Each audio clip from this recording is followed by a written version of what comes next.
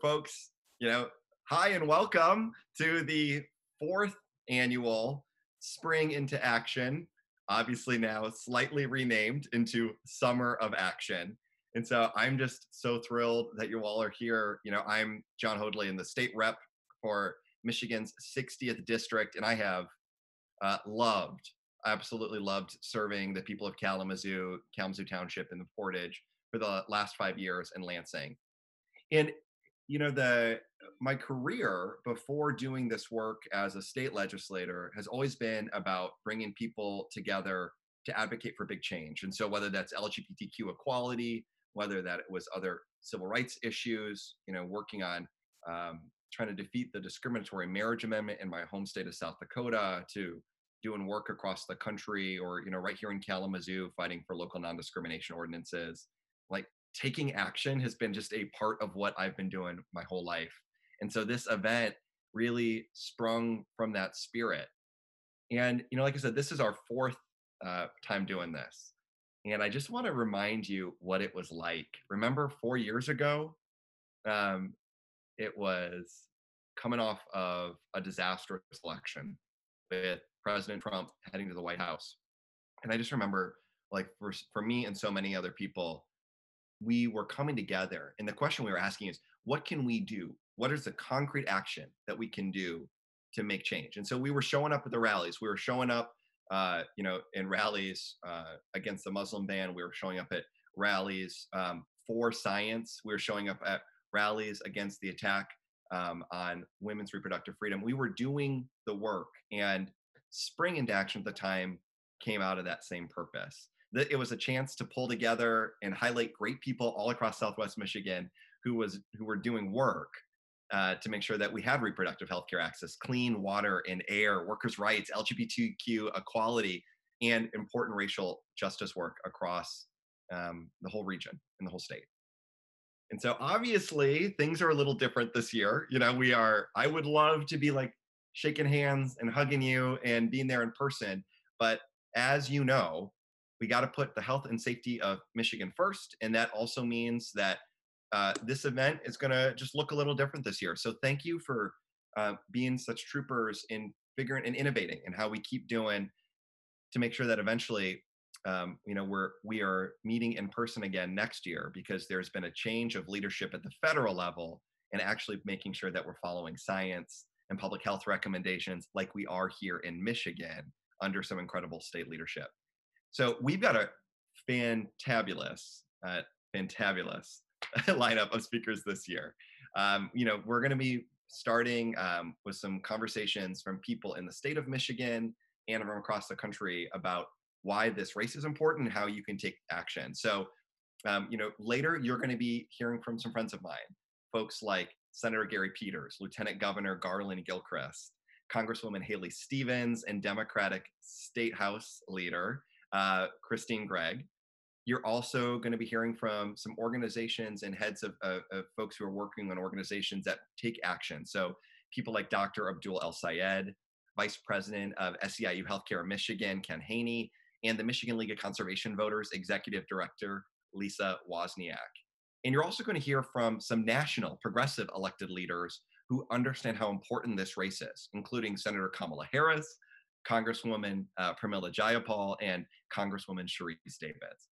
But to start off the whole program, I am so excited that we are bringing one of the most dynamic leaders in the state of Michigan, someone who has been fighting for people and science-based solutions her whole career, and particularly in the national spotlight as she has led this state with strength, boldness, and leadership to get through the COVID-19 pandemic. And so with that, I would love to introduce that woman from Michigan, Governor Gretchen Whitmer. Well, thanks, John. I'm really glad to be here. And after listening to that lineup, I wish I could stay for the whole call. It sounds like you've got a great group that is coming to address all of your guests at this event. This is spectacular, frankly. In the era of COVID-19, we're all having to innovate to try to stay connected. And it's hard. It's hard for you and it's hard for me, because I know we both got into this business because we love people. We'd much rather be hugging and high-fiving and sharing a laugh face to face. And yet we know what's at stake right now with COVID-19 and how important it is that we model the same kind of action we're asking everyone else to take.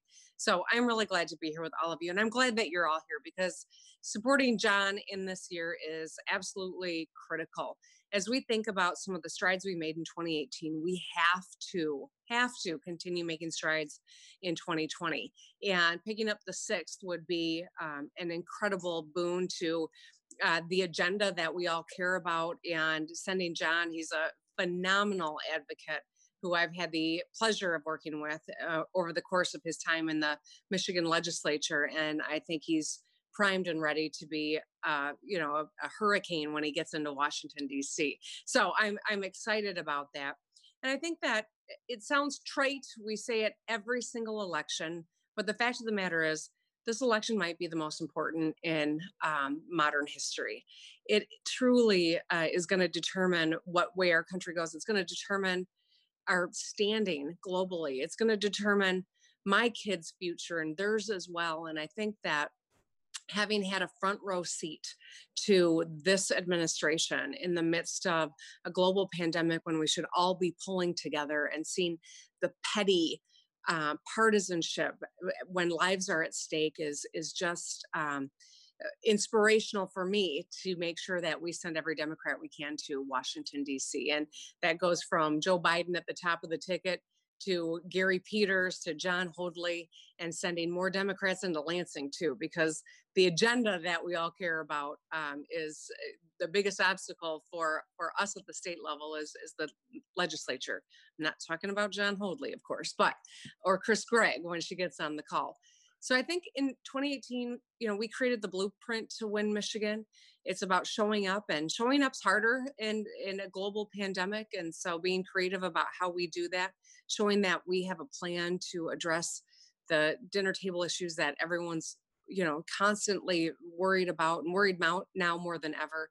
And showing up with a record of having actually gotten things done. And I think, on all three of those fronts, John Hoadley is the guy to go to Washington and is the man to be elected and to get it done. So I am happy to support this man who's been a phenomenal and incredible partner for me as the top person on appropriations, the top person on the budget on the Democratic side.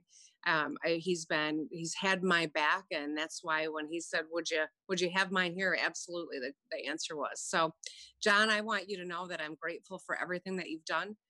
You show up every day ready to find common ground where you can and ready to fight where values are on the line, and you can't compromise.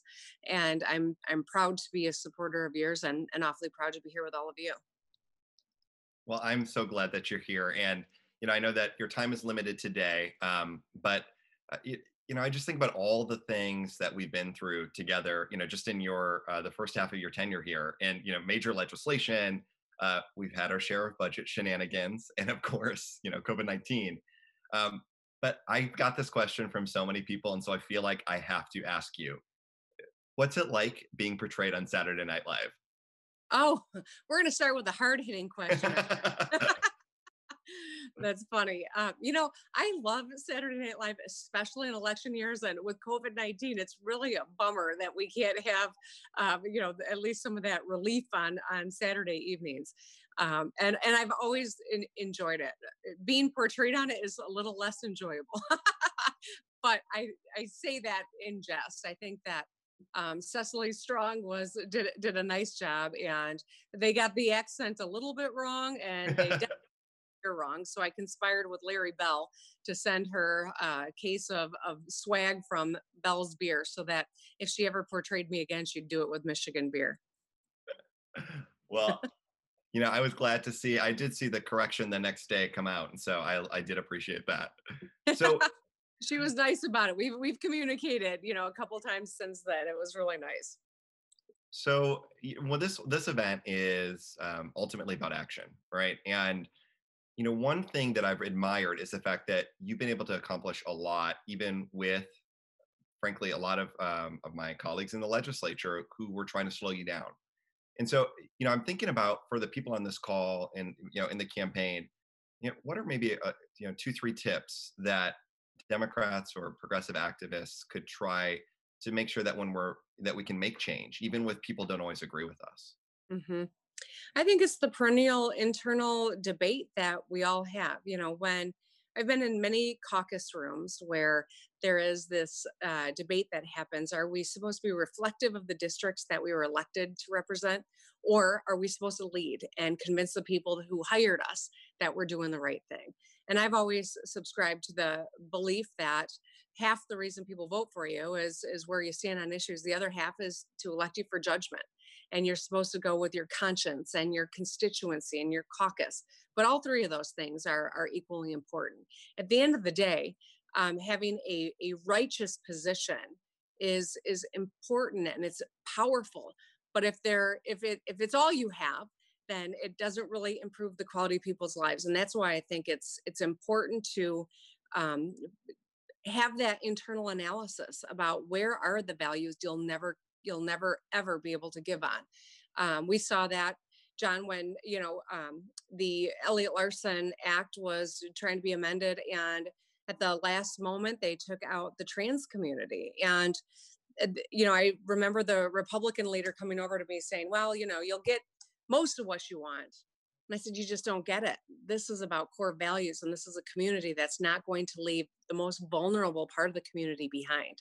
And I think that there are those moments where you have to be true and dig in, but there are many other areas and issues where we can strive to find some common ground. It's not always easy. And frankly, I'd be much happier if I at least had a Democratic House so that we could, where we've negotiated, get a little bit further on our side of the ledger. But I do think at the end of the day, people expect us to get things done. They expect us to be true to who we are and do what we know to be the right thing. But I also know that they expect us to get things done. So trying to find common ground, trying to have conversations. In a term limited legislature, when people are in and out of there so fast, the legislators who can figure out how to uh, create opportunities for conversation outside of legislation are the ones that can generally get the most done. And I've seen you do it, John. I know that that was something that was important for me as a legislator, and I think um, it's easy for me to say right now, but I'm not talking a whole lot to the Senate Majority Leader. And in fact, our staff has been able to get a lot done, so maybe that's a good thing at times. But I do think that in a general sense that those are important pieces. Uh, no one has all of the answers to everything. There's always more to learn, and if you come in with that mindset, I think that you're open to finding common ground in places maybe you didn't imagine you might be able to do that. So, speaking of common ground, it feels like we've finally started to develop some common ground around some of the basic science related to COVID-19. And I know, having served with you now, I'm watching you, really take some strong positions in making sure that you were leading with science and data. You weren't going to be bullied by the naysayers or the folks that were, that were pushing back on political talking points as opposed to public health.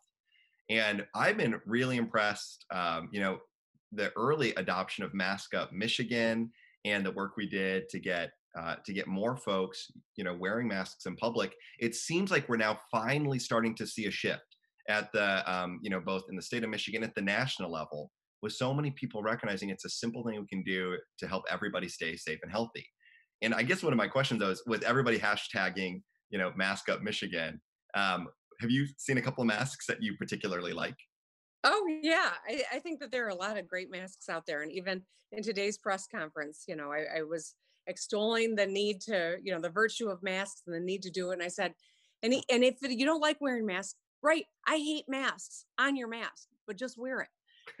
I think that there's been a lot of creativity. One of the things, every time I do the press conference, we have someone who is doing sign language, and she brought me a mask that has a clear panel so that people can see your mouth. I haven't figured out how to make it so it doesn't fog up. I know I have to use soap on it and rub it off apparently, but I think that there's been some wonderful creativity. And I showed up the other day and someone on my staff had one that said, I work with that woman from Michigan. I thought that was funny too. I've seen sports teams. I had a fun Pride one. Just, yeah, I love it. And so, I just hope more people, if hey, make sure you tag us, put a hashtag Mask Up Michigan. Let's keep making masks cool. But Yeah, absolutely. In the press conference not too long ago, I acknowledged and thanked Dick Cheney for wearing a mask. Never thought I'd be doing that, but we the politics out of this. It's about public health, and it's about all of us. and it's 2020, so you know, Right. expect the unexpected. I know that your time is short and we're just about out, but I did want to ask, at the end of the day, this event for the last 4 years has always been about taking action to make a difference. So, we've got about 150 folks on the call right now. So, what's your best advice to people who want to make a difference in 2020? I think everyone on this call has a platform and has a following and has people who respect you and love you and should hear from you. This is an important election. There's we have limitations in terms of what we can do. Usually we'd be on the doors and we'd be at rallies, and we're not going to be able to do some of those things this year. And yet we need to stay connected. And so the old fashioned thing, like I did in the year 2000, was send postcards. So maybe you buy a stack of postcards and you throw stamps on them. People would love to get some US mail. We support the post office that way too, which is an important thing to do. And you send someone and say, you know what, my good friend John Hoadley is on the ballot. I really hope you're going to vote for him this year. Oh, and by the way, here's who else maybe you should consider. Make it a funny postcard or a creative one, or one that you make yourself. I think those old-fashioned ways of staying connected are really meaningful now. And I remember when my parents used to put postcards on the refrigerator from someone. I bet you that's where they end up, especially from now until November 3rd. So that's, I think, one way. But obviously, being here is another, and I'm really grateful that you are. Well, thank you, Governor Whitmer. It has been such a pleasure. Keep up the bold leadership. Michigan supports you. And I'm just so appreciative that you took time out of your day to join us for the fourth summer of action. So thank you so much. Great. Thank you. Bye, everybody. She's just doing a bang up job. And I think, I also want to say, I know so many of us have been really impressed. And, we hear the kind of the loud pushback. But one thing that has just really been heartening for me is I've watched poll after poll, and these folks who are the quiet majority that really respect her leadership and know that she makes hard decisions to keep us healthy and safe. And so, do know that like when we put our support out there, it's other people are watching. And I loved her tip at the end. Right? It's we got to find old-fashioned ways to stay connected in a really new and challenging environment. So I know we've got a whole bunch of other greetings and messages that I want to get to because we have some folks joining us. But I did want to just say, I really, I loved having Governor Whitmer on the call because it has been such a pleasure to serve with her in the legislature. Yeah, if you would have asked me, right, 10 years ago, if I would be a state representative from Kalamazoo, I could not have imagined that. But in that time now, in the last 5, going on 6 years that I've been able to serve in this capacity, it has been the most rewarding experience of my life. I was able to work with folks to do legislation calling for nonpartisan redistricting. And although mine got stalled in the legislature, I was glad to see a pretty similar version became a proposal 2 in the Nonpartisan Citizen Redistricting Commission. Yeah, I got to work with my good friend Gretchen Driscoll, who's also running for Congress, and we introduced a voter bill of rights. And ultimately, again, that got stalled in the Republican-led legislature, but then became Proposal 3 and it passed overwhelmingly at the ballot, which has changed the voting rights landscape in Michigan. When you told me, hey, John, you're going to become one of the leading advocates for long-term care in the legislature, I would have thought that didn't sound like me when I started, but some of these issues, they fall into you.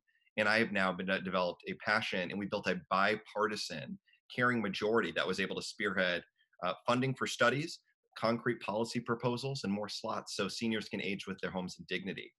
And, I've been able to do work in that capacity, serving constituents, literally thousands every single year. passing legislation to update and modernize our HIV transmission laws to make sure that we're leading with science, developing and advocating for legislation to keep our hospitals safer and work with the Michigan Nurses Association on the Safe Patient Care Act, which has now received bipartisan support and real movement in the legislature. Whether it was being part of the initial gun violence prevention caucus, trying to do work to reduce gun violence before there was national support for those issues, work to combat sexual assault, advocate for folks with disabilities, and of course, work to expand the Elliott Larson Civil Rights Act. It has just been an incredible honor to do all of that. I did sort of end up every year working on the Appropriations Committee. I was so pleased that this year I'm the minority vice chair, the ranking Democrat on that committee. And of course, I am very thankful to Democratic leader Chris Gregg for having put that forward and nominating me for that position. And and that's part of what makes this event so special, that we get to bring back some of the folks who have been helpful and made this event a success over the years. So, in a minute, we're going to hear from a couple more people, but I did want to just, before we jump into that, say, there is also something really special about serving in the 60th House District. You get to be part of a family of representatives that help this district continue to, be at the forefront on a lot of important statewide conversations. And so when I was first elected, and we had folks like now Senator Sean McCann showing me the ropes, Mary Brown, Sandy Lipsey, people help and push me along the way, the late Bob Jones and Ed LaForge, who helped make sure that I, really had my moral compass in alignment. I just can't say thank you enough to them. But up next, we have a couple of great speakers. And so we're actually going to hear from a few Michigan elected officials who are making a big difference. The first up is you're going to hear from Spring Into Action 1.0 keynote speaker, Democratic leader Chris Gregg. And then you're going to be hearing from Congresswoman Haley Stevens, who was part of that blue wave in 2018 and has been an incredible advocate. And I hope I'll get to serve with her next term.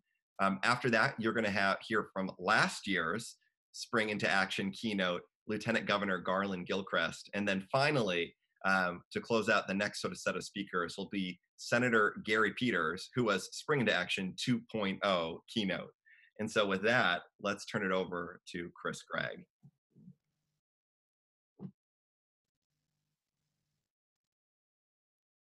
Howdy. House Democratic Leader Christine Gregg here. So happy to join you for your Summer of Action. And that Summer of Action, number one priority, electing John Hoadley to Congress. I've had the honor and the pleasure of working with John in the state capitol for the last 6 years, seeing him in action, making sure that we're doing everything we can to improve the lives of Michiganders, making sure health care is affordable and accessible, making sure we're cleaning up our water and we keep it clean with corporate accountability, making sure our tax system is fair too, and making sure that we have a justice system that's actually just. So thank you so much for all that you're doing to help John. Now let's get him elected and see him in Washington, D.C.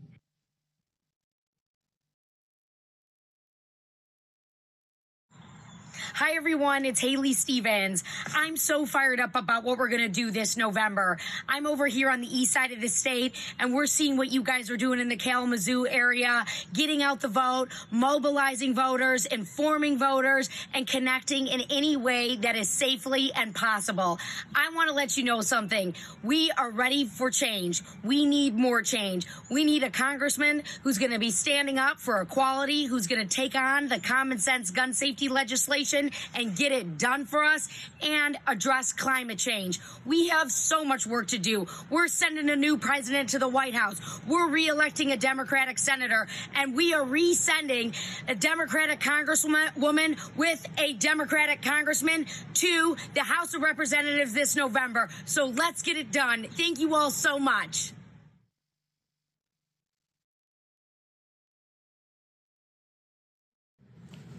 Hey, everybody. This is Lieutenant Governor Garland Gilchrist, and I am proud to be here today, right now, in this moment, to let you know how strongly, how enthusiastically, and how proudly I endorse John Hoadley to be the next United States Representative from the 6th District of Michigan.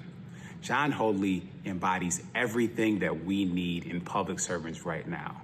He is energetic, he is tenacious, he is intelligent, he has values, and he is committed to doing the work of building relationship with people everywhere in his district to make sure that they are truly represented. John has done this as a state representative for his entire 6 years in office. He's shown what it means to show up for people, to meet people where they are, and to listen to them. Lord knows that more than ever right now, we need leaders who will listen, who will be empathetic, who will respond to the needs that are articulated and those needs that are unspoken by the people who need public servants to do their job earnestly and honestly. Whether it comes to things like healthcare, John has been a champion in the Michigan legislature for making sure that people have access to high quality and affordable healthcare. And he will take that advocacy to Congress to make sure that no person is left out of a vision for healthcare coverage, health insurance, or just being healthy in the state of Michigan, in his district, and across the country. John has been a champion for the environment because he recognizes that in his district, the environment is what makes it so special. Michigan is such a beautiful place, and Southwest Michigan in particular has some of the finest areas our state has to offer, but they're fragile. They need to be thought about by our leaders and protected. We need to understand the impact that climate change has on our most precious natural resources. And John will protect those. He'll protect them at the congressional level, just like he's done at the state level. When it comes to LGBTQ rights, John, as you know, has always been a champion. He has championed reforming Michigan's civil rights legislation to be inclusive of lesbian, gay, bisexual, transgender, queer, and others, because that's what civil rights are. Civil rights are about opening the door to opportunity and possibility for everyone, no matter who you love, no matter how you were born, no matter what your identity is, you are a human being and you have value and must be respected and protected. John will work to fight to build on the victories that have been won even in 2020. It's not just about not being discriminated at work. It's about not being discriminated in housing. It's about not being discriminated on your job. It's about not being discriminated against, period. And he is a champion for those civil rights. Also, just to say it, it would be a phenomenal moment in history for John Hoadley to be the first openly gay and out man to be a representative in the United States Congress. Think about the message that it sends. I know a little something about being a first as the first Black lieutenant governor of the state of Michigan and only the second Black statewide elected official. Those things matter. When he meets people, when young people see him, when children are looking, they will see themselves in John Hoadley, and that is inspiring and important. John also knows what it takes to just get out and work. John knocks doors. John makes calls. John sends texts. He builds teams. People believe in him, and I believe in him too. That's why I was so proud to have John Hoadley be the first candidate that I endorsed as Lieutenant Governor of the state of Michigan. I'm proud to have an ally and a friend like John be representing any part of Michigan in Washington, but especially his home of the 6th District. And last but not least, I just want to talk about John as a person. You see, my relationship with John started back in 2017 when I was an upstart, nobody, who was that guy candidate for local office in my home city of Detroit. But I got on the phone and I called this guy from Kalamazoo, and his name was John Hoadley. We'd never met, but we talked about vision and values. I was talking about how important it was to make sure people could vote and access the ballot box safely, to have their voices heard and their power felt. John believed in that vision and believed in me, and he took a chance on this upstart. He helped my campaign from afar, and although we didn't win, it wasn't because John didn't step up to the plate. That says everything you need to know about John Hoadley. He will step up for people. He will take a chance on the issues and the causes he believes in. I know John Hoadley believes in the 6th District. I know John Hoadley believes in Michigan. And I want you to know that I believe in John Hoadley. John, I know you're going to be a fantastic member of Congress, and I will do everything in my power to help you get there. And I know everybody at this event, everybody on this campaign, and everybody in the country needs to know so they can help you get there too. Let's not just flip this seat from red to blue. Let's make this seat a difference maker for the lives of the people of Southwest Michigan. Thank you all for standing tall for Michigan by standing tall with John Hoadley. Now let's go win.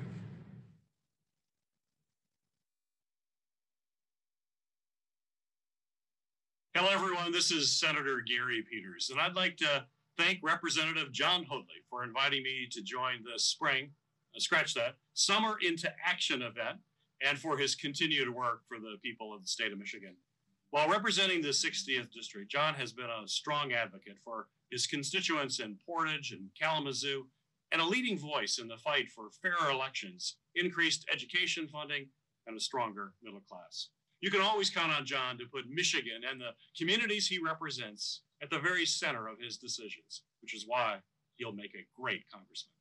But I'd also like to thank John for bringing everyone together today to celebrate and honor the grassroots activists and organizations who are busy making change on the ground every day. The countless organizations and Michiganders that have worked and continue to work tirelessly to make sure that Democratic candidates here in Michigan have the resources and support that they need to succeed. And we all know that you can't underestimate the grit and determination of the people in Kalamazoo and the 6th Congressional District.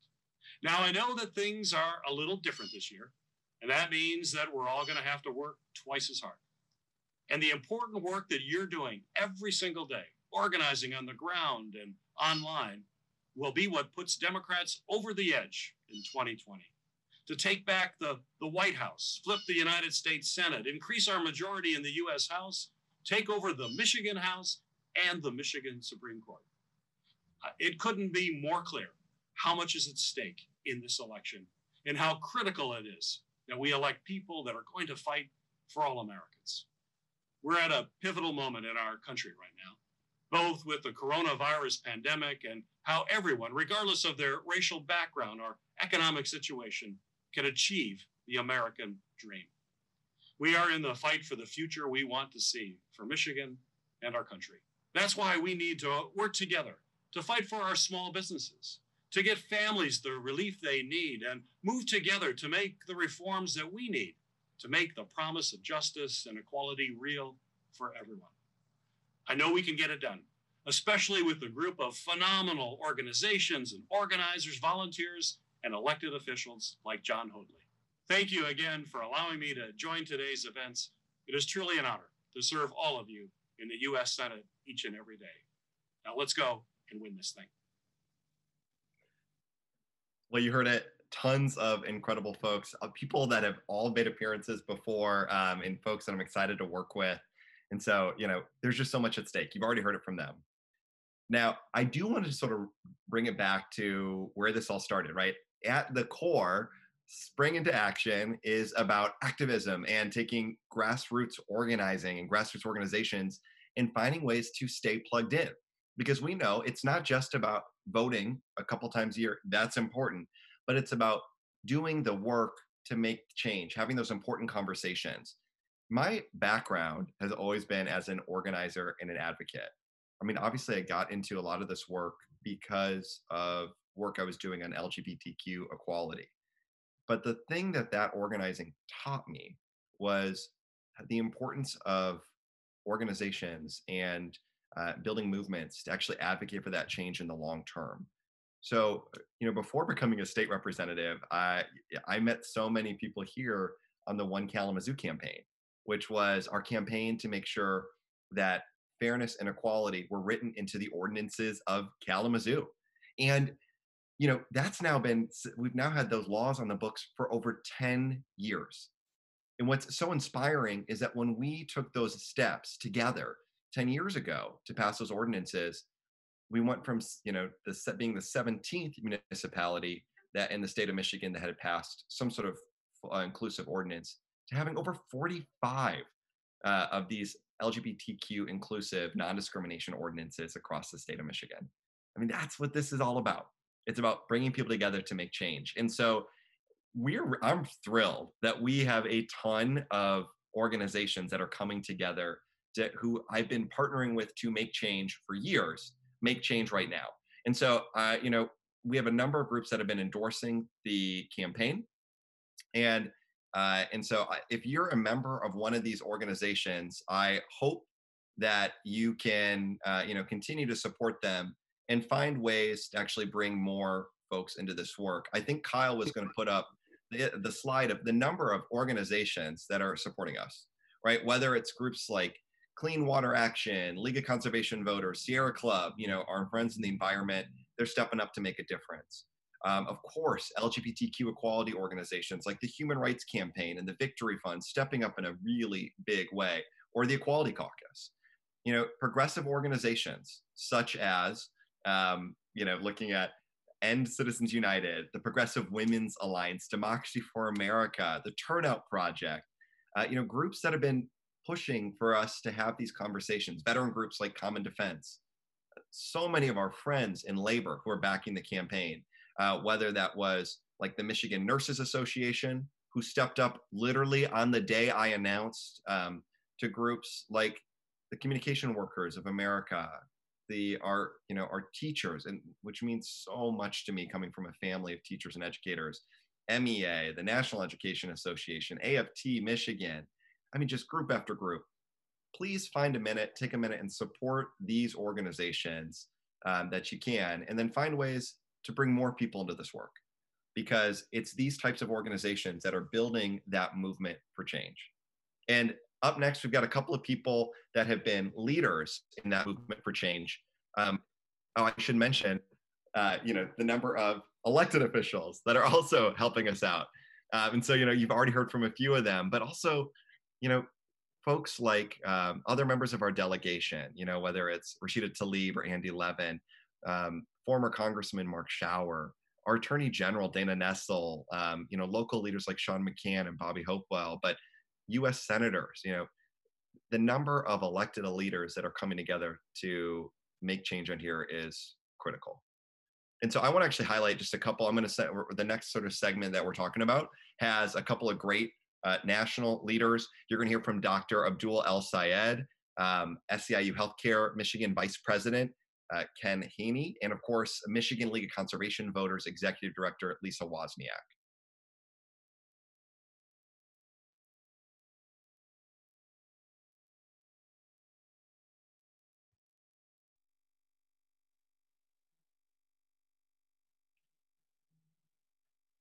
Hey friends, Dr. Abdul El Sayed here.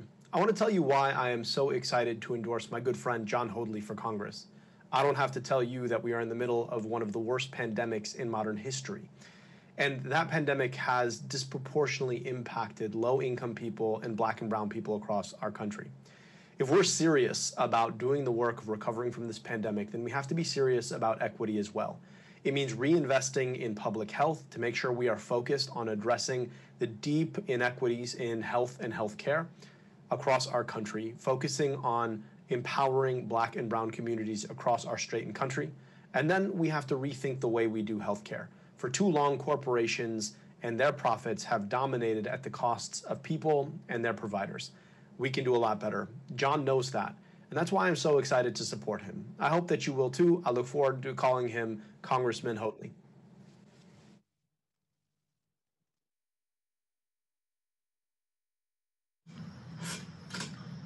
Hello, my name is Ken Haney. I'm the Executive Vice President of SEIU Healthcare Michigan. As the largest healthcare union in Michigan with over 11,000 members, our union has fought to keep Michigan safe during an unprecedented crisis. Our healthcare workers are heroes who have risked their lives every day on the front line fighting against COVID-19.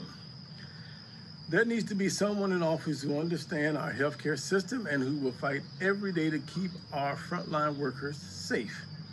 That's why I'm here today to announce SEIU Michigan endorsement of John Hoadley as the best candidate to represent District 6 in Congress. As a state legislator, John was a leading voice for reform in healthcare to bring more accessible and affordable care to everyone.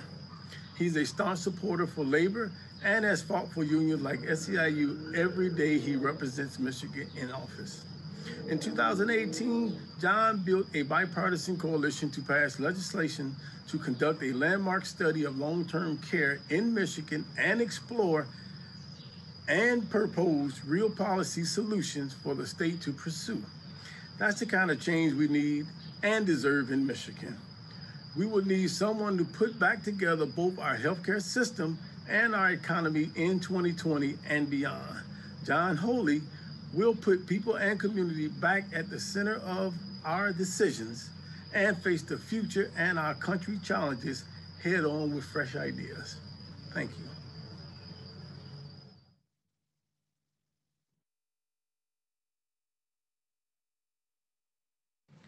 My name is Lisa Wozniak. I'm the Executive Director of the Michigan League of Conservation Voters, and I've been enthusiastically supporting John Hoadley since the day he announced he was running for Congress. John has been an amazing member of the state legislature. He's been fighting to address climate change and tackle our drinking water problems here in the state of Michigan. As you may know, we've got some big problems facing our drinking water and our Great Lakes. We've got lead that's impacting places like Flint and Detroit, a lot of urban centers like Battle Creek and Kalamazoo. We've got PFAS contamination, which is impacting 1.9 million Michiganders who can't trust the water coming out of their taps because of toxic PFAS, a family of chemicals that's associated with firefighting foam and nonstick products and carpeting. And we've got issues pertaining to climate change in our water. We've got shoreline erosion that's happening all along our Great Lakes. We've got farm fields that have been devastated by huge floods. We've got basements in southeast Michigan that have been flooded due to sewage overflows due to massive storms. And just last month, we had 2 dams fail in the middle of Michigan. A lake completely devastated and emptied, with water rushing into the city of Midland and displacing thousands of people amidst a global pandemic. We've also had water shutoffs and water access and affordability issues, with people in places like Detroit, Flint, and other urban locations literally without water during a global pandemic. John understands these issues. He's been fighting for people in all parts of this state at the state legislative level, fighting to address these PFAS issues and the water crisis that we're facing. And he understands really intimately how this intersects with Michigan's economy and jobs. I am proud to support John Hoadley for Congress. The Michigan League of Conservation Voters scorecard indicates his voting record. He has a 100% on our scorecard. And the National League of Conservation Voters has endorsed John for his run for Congress in the 6th Congressional District.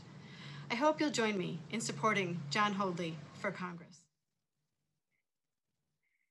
You know, I really appreciate hearing these words from folks that I really respect, and I'm glad to see, we're continuing the tradition of lifting up people and organizations.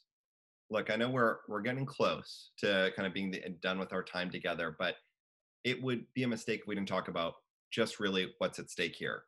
The implications of this race are so critical, which is why when we're talking to our friends, our family, our neighbors, and folks across the country, they're looking at the 6th congressional district. Last time Dr. Matt Longjohn ran an incredible race and got so close, despite the lies and slurs that were thrown at him. We know, though, that the 2020 campaign should be even more favorable, because it's going to be the first major election that we have in Michigan that we can use all of the new constitutional protections around the right to vote that were embodied in the Promote the Vote campaign and Proposal 3 that passed at the ballot.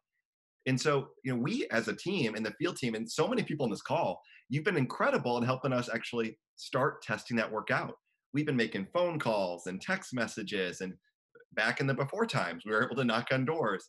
And as a result, we know that the work to get more people to go vote is actually working. There was sort of a pilot of this. We remind folks that, we had the presidential primary back on March 10th. And in a district that was lost by 13,000 votes at the last election, an extra 32,000 Democrats showed up to vote right here in the 6th congressional district.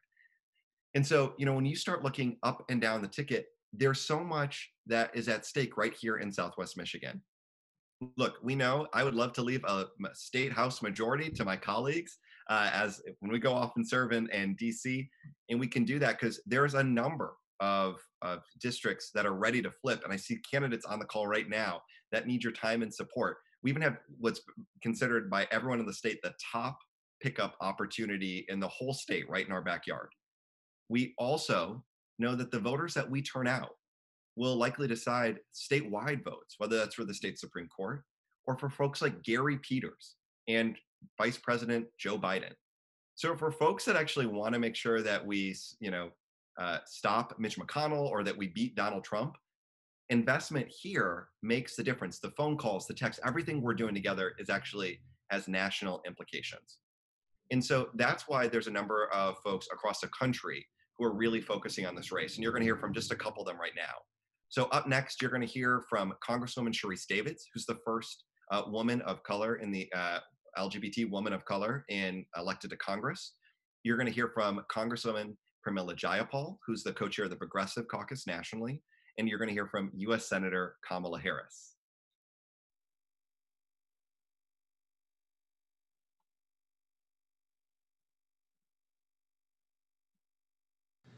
Hi, everyone. Sharice Davids here.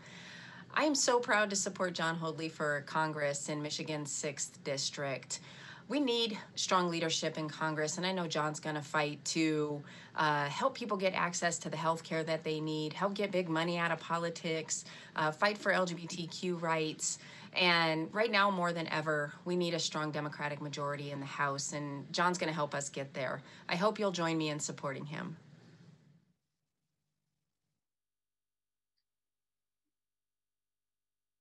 Hello, Michigan. I'm Congresswoman Pramila Jayapal, co-chair of the Congressional Progressive Caucus and the proud representative for Washington's 7th Congressional District since 2016.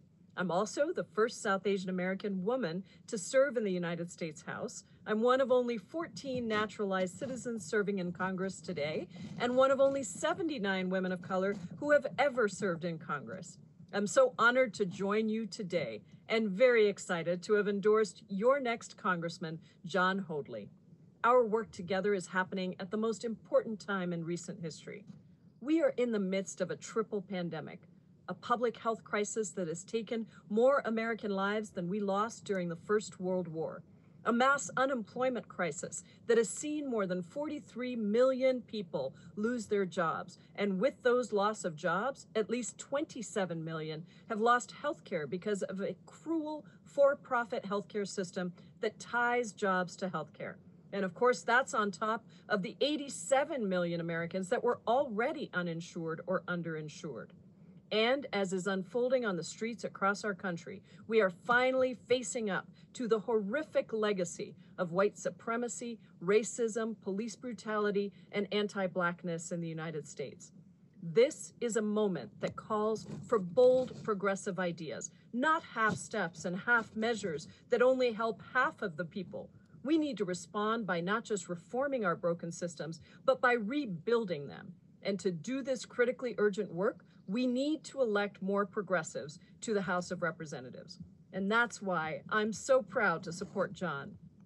Together, we will fight for guaranteed universal health care for everyone in and nobody out, while taking on exorbitant prescription drug prices and protecting a woman's right to choose.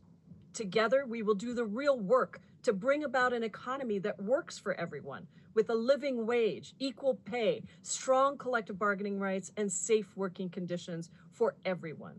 We will make a reality environmental justice, clean air, and safe drinking water, no matter our zip code, expanding, not shrinking, our public lands, and a 100% renewable energy future. We will stop allowing immigrants to be used as political footballs and finally pass comprehensive and humane immigration reform so we can celebrate the dignity, humanity, and hard work of immigrants who are central to who we are. And together, we will win full LGBTQ+ equality, as well as securing full voting rights and ending voter suppression, finally getting money out of politics and giving young people real hope by ensuring that they can afford to go get a higher education. We can do all of this by electing more progressives to Congress, and that starts right here in Michigan by electing our champion, John Hoadley. So, thank you for joining us today, for making a donation, for organizing, for volunteering, for fighting for the things that we believe in, as progressives, as Democrats, as Americans who are willing to do the necessary work to secure real, transformative change in this country. Let's help John win. Thanks so much.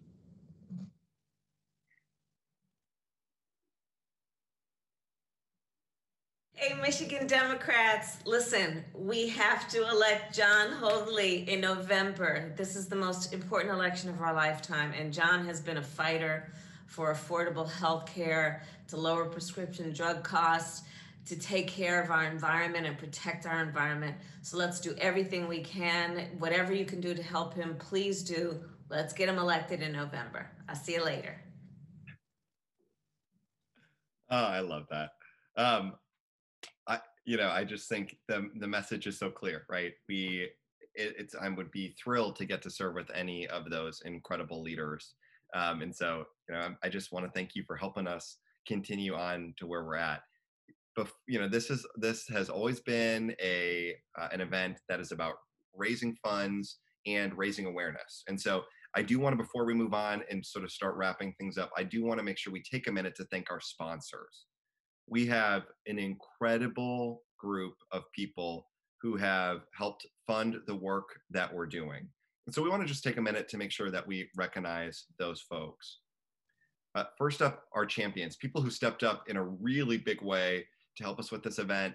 Congressman David Cicilline, Susan Anderson, Anthony Gardner, and of course, Indivisible Kalamazoo Squad. Before, I would say, if you have a beverage in your hand, please lift your glass and say thank you to these folks who've been really helping us out, building one of the most successful campaigns ever.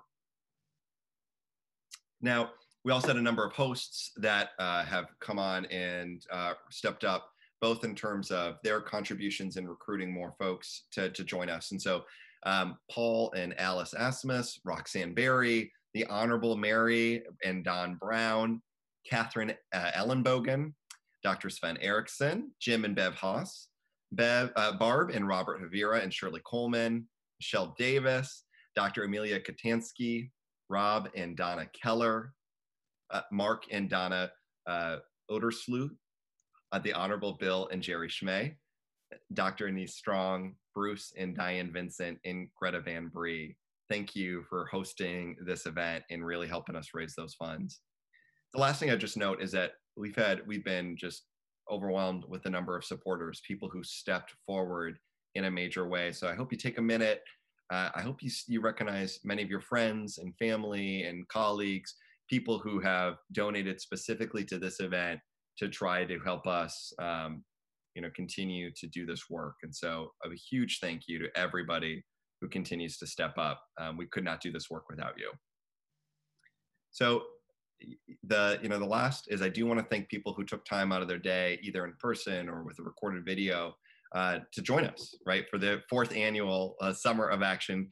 Of course, Governor Gretchen Whitmer, Lieutenant Governor Garland Gilchrist, Congresswomen Haley Stevens, Sharice Davids, Pramila Jayapal, U.S. Senators Gary Peter and Kamala Harris, my colleague, my captain, my friend, Michigan House Democratic Leader Christine Gregg, a number of incredible advocates such as SEIU Healthcare Michigan Vice President Ken Haney, Michigan Executive Director of the Michigan League of Conservation Voters Lisa Wozniak, and of course Dr. Abdul El Sayed.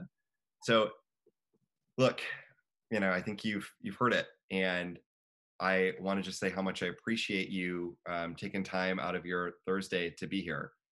The last thing I just want to say, though, is that when we started this journey a number of years ago, it was based on this idea that, if we believe in a Michigan that invests in people, if we put people in community at the center of decisions, we can make huge change. And we do that by everybody doing a little, so we get a lot done. We're coming up on our major tests. There is an election on August 4th. And then, of course, we've got the November election right around the corner. And so we need your help. We're going to make sure that if you haven't, please take a minute to sign up to do a volunteer shift sometime over the next couple of weeks. johnhoadley.com/join us is the way to sign up to get engaged. For folks that already made a contribution, I say thank you. We haven't announced it yet, but you'll hear it here first. we had a record-setting fundraising quarter, our best we've ever had. And so we need to keep that momentum going.